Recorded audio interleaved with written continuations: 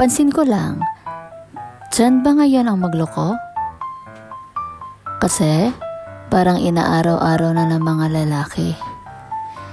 Dagdag pogi points ba kapag papalit-palit ng babae? Grabe, hindi ko talaga gets. Kasi, ayan na oh. Nasa tabi mo lang yung hinahanap mo.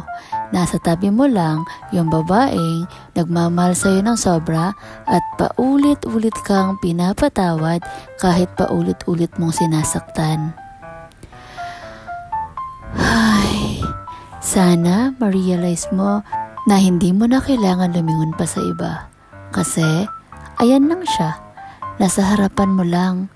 Baka kasi kapag ready ka na, napiliin siya, siya naman ang hindi ready.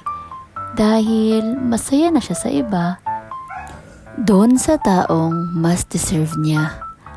Alam mo, mahal ka naman talaga niya. Kaso, tao lang din siya. Napapagod din.